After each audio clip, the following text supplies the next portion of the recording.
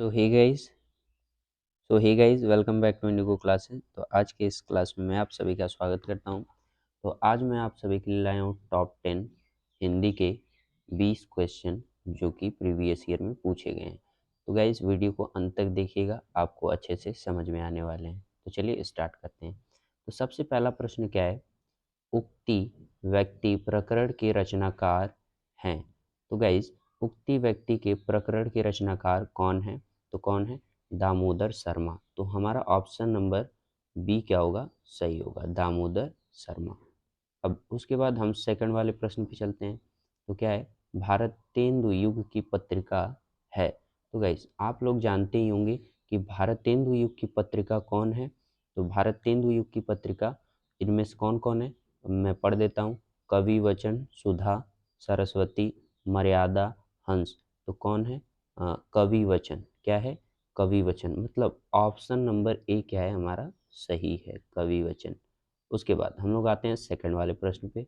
तो सेकंड वाला प्रश्न हमारा क्या है, हिंदी गद्य साहित्य के द्वितीय उत्थान का प्रारंभ हुआ।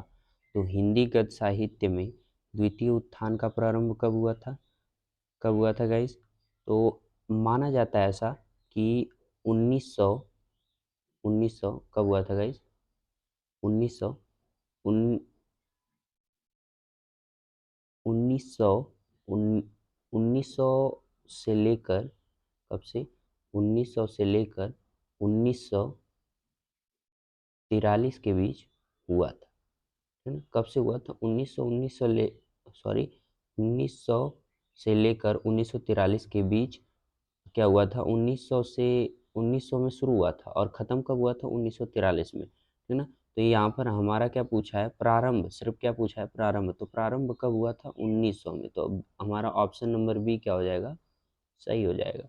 उसके बाद हम लोग चलते हैं सेकंड वाले प्रश्न पे। तो सेकंड वाला प्रश्न क्या है, सॉरी थर्ड थर्ड वाला हमने कर लिया। अब फोर्थ वाले प्रश्न पे चलते हैं। तो फोर्थ वाला प्रश्न क्या है, सेवा सदन के रचनाकार। तो सेवा सदन के रचनाकार कौन है गाइस?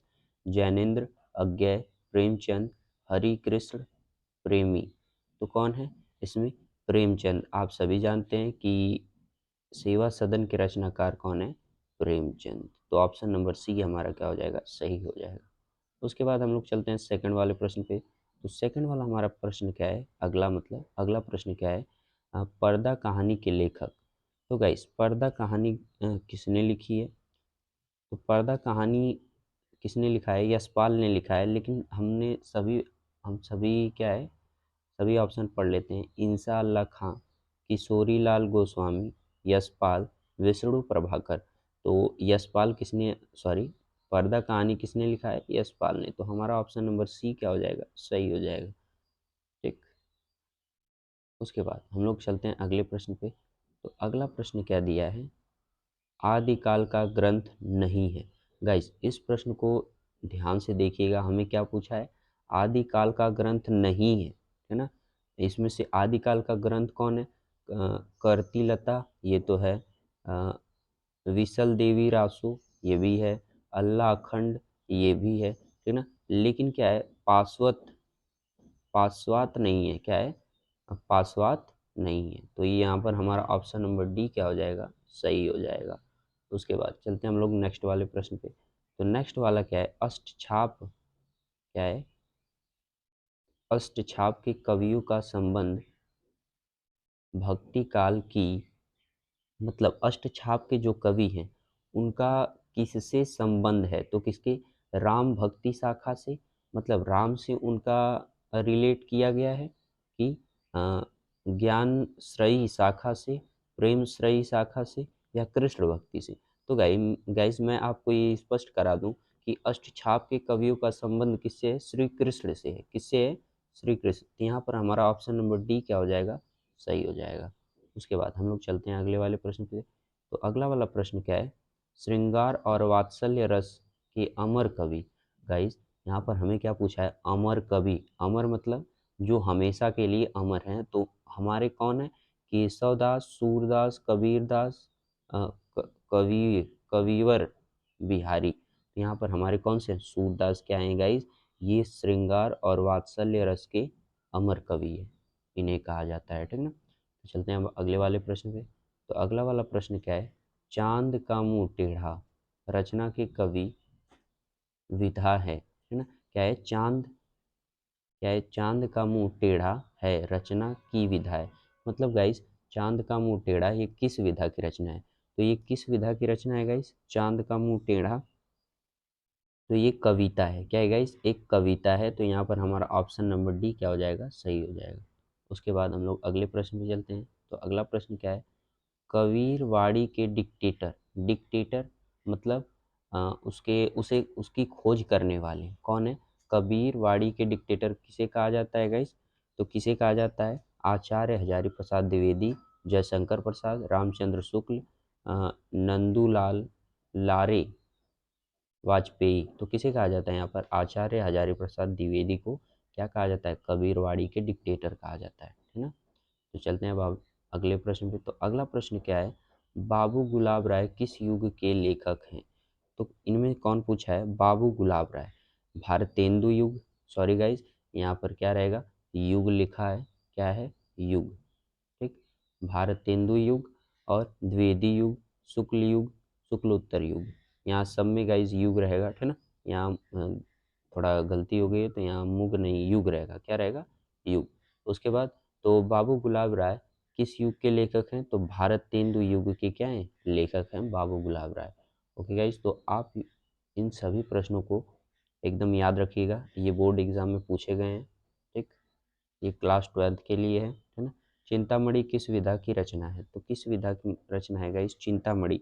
गाइस यहाँ पर प्रश्न को ध्यान से पढ़िएगा, चिंतामणि किस विधा की रचना है, तो किस विधा की, निबंध, कविता, नाटक, कहानी। तो चिंतामणि हम जैसा कि जानते हैं एक निबंध है, क्या है, निबंध, है ना। तो यहाँ पर क्या हो जाएगा, ऑप्शन नंबर ए क्या हो जाएगा, सही हो जाएगा। उसके बाद अगला प्रश्न क्या दिया है, अगला प्रश्न क्या है, गबन किसकी रचना है। गाइज यहाँ पर ध्यान दीजिएगा, कभी कभी आ जाता है गवन, क्या आ जाता है, गवन, गवन, और यहाँ पर क्या दिया है, गबन, गबन किसकी रचना है। तो गबन गाइज किसकी रचना है, तो गबन मुंशी प्रेमचंद, जयशंकर प्रसाद, निराला, हरिकृष्ण प्रेमी। तो यहाँ पर गबन किसकी रचना है गाइस, तो यहाँ पर गबन ऑप्शन नंबर ए सही रहेगा, मुंशी प्रेमचंद। यहाँ गबन के रचनाकार कौन है, मुंशी प्रेमचंद। तो हमारा ऑप्शन नंबर ए क्या हो जाएगा, सही हो जाएगा। उसके बाद अगले प्रश्न पे हम चलते हैं। तो अगला प्रश्न क्या दिया है, शुक्ल युग की समाअवधि।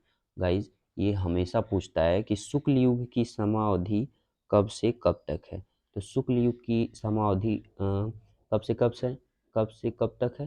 तो गाइज हमने देखा था कौन, शुक्ल युग की समाअवधि कितनी है, 1919 से 1938, कब तक, 1919 से कब तक है, 1938 तक, 1938 तक क्या है, शुक्ल युग की समाअवधि है। तो यहाँ पर हमारा ऑप्शन नंबर बी क्या हो जाएगा, सही हो जाएगा, एकदम करेक्ट आंसर होगा।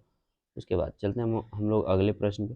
तो अगला प्रश्न क्या है, नीड़ का निर्माण फिर, नीर का निर्माण फिर किस विधा की रचना है। नीर का निर्माण किस विधा की रचना है, तो किस विधा की रचना है गाइस, जीवनी, आत्मकथा, समाज समाज क्या है, सच्छात्मकार, भेंटवार्ता, रेखा चित्र। तो यहाँ पर कौन होगा, ऑप्शन नंबर बी क्या हो जाएगा, सही हो जाएगा। ये क्या है गाइस, एक आत्मकथा है, क्या है, आत्मकथा है, ठीक ना। उसके बाद हम लोग चलते हैं अगले वाले प्रश्न पे। तो अगला प्रश्न हमारा क्या है, ये गाइज बहुत इंपॉर्टेंट प्रश्न है, ये 3 बार आ चुका है, ठीक ना। प्रिय प्रवास किस युग की रचना है, तो प्रिय प्रवास किस युग की रचना है, द्विवेदी युग, भारतेंदु युग, प्रगतिवादी युग और छायावादी युग। तो ये गाइज प्रिय प्रवास किस युग की रचना है, तो ये रचना है द्विवेदी युग की, क्या, द्विवेदी युग, सॉरी गाइज, क्या है, द्विवेदी युग। तो यहाँ पर हमारा कौन सही होगा, ऑप्शन नंबर ए क्या हो जाएगा, सही हो जाएगा, द्विवेदी युग, ठीक। उसके बाद हम लोग चलते हैं अगले वाले प्रश्न पे। तो अगला वाला प्रश्न हमारा क्या दिया है, मधुशाला किसकी रचना है। मधुशाला गाइस यहाँ पे मधुशाला एक चीज को और बोला जाता है, किसे, शराब खाने को, किसे, शराब खाने को, शराब खाना, शराब खाना, उसे भी क्या बोला जाता है गाइस, मधुशाला। लेकिन उसकी बात नहीं हो रही है, किसकी बात हो रही है, ये एक रचना है मधुशाला, ठीक ना, उसकी बात हो रही है। तो इसमें मधुशाला किसकी रचना है, तो ये हमारा कौन सा सही होगा, ऑप्शन नंबर ए सही होगा, बी सही होगा, सी सही होगा या डी सही होगा। मैं पढ़ देता हूँ सभी ऑप्शन। रामधारी सिंह दिनकर, हरिऔध, हरिवंश राय बच्चन, सुमित्रानंद पंत।